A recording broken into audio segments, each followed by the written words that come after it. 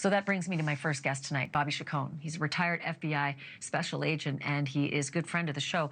Bobby, so much to talk about. I want to just start with the 911, the domestic call. I did my best to recreate how that conversation might have gone. I didn't hear, but there's some indications and descriptions that the woman is crying in this call. So let's just take it from there. What does that tell you as an investigator?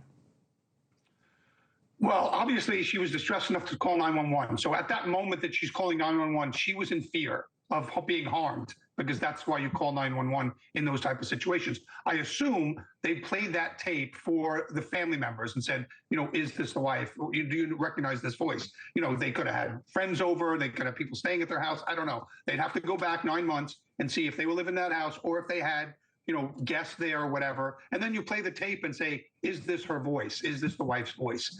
Because certainly even if she's upset, the family members should be able to recognize her voice. So now you have, okay, this is definitely her or it's not. So that's probably what they've done already. And now if in fact it was her, they're probably doing a very deep dive into the tranquility or lack of the domestic situation between these two. Now, obviously, everything we've seen seems like the perfect American family. They're happy, they're successful, 2 young children, you know, the American dream, so to speak.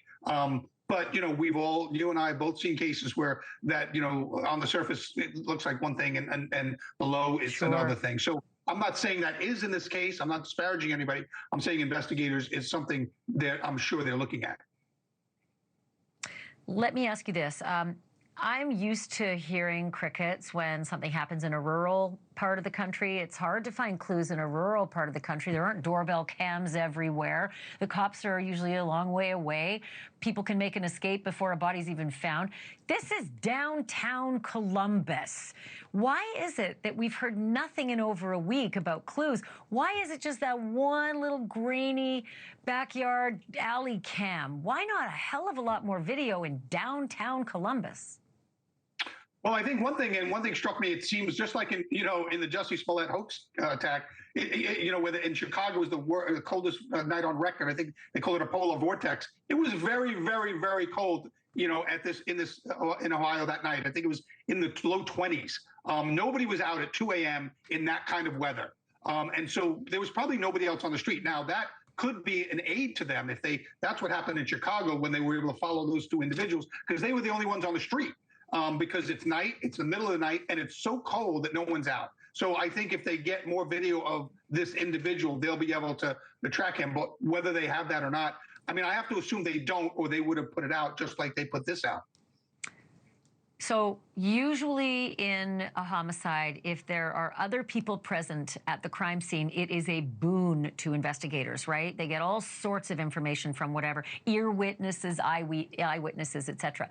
But we're talking about a 1-year-old who is, I don't know, effectively incommunicado, I think, when it comes to forensic interviewing.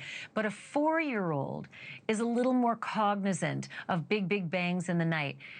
But I keep wondering how the science is changing about how you interview children, if you're allowed to interview children, if the guardians of the children can say, no, you cannot interview these children. Can they?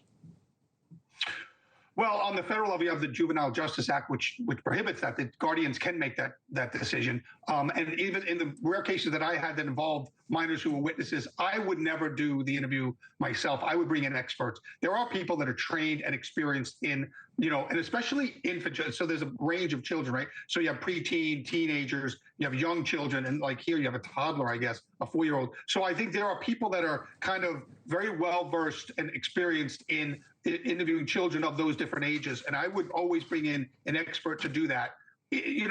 What you want to hear from the child is, obviously you would think they would, even a 4-year-old would have been able to hear the shots. And so you want the sequence of shots. Was there a pause between it? Was there a quick succession of shots and then a pause and then another shot? We know we have one victim with multiple gunshot wounds. It sounds like we have a second victim with just one possible. So you want to know the sequence. That may lead to, and marry that with the forensic crime scene stuff, and maybe who was shot first, because again, that's going to matter. Who was shot first here, and hopefully your ballistics and your child can. Did you hear can yelling? Come to that. Did you? Was there a man yelling? Was there a woman yelling? Do you remember anything that anybody yelled? I mean, all sorts of little things. 4-year-olds Very can important. be incredible. Because you could have somebody yell something as if they knew the person. So if they knew the person, you know, did he yell a name? Did they yell a name, or did they yell something so you feel like they may have known this person? Thank you for watching. Subscribe below and download our NewsNation app right now on your phone, and you will get fact-based, unbiased news for all Americans.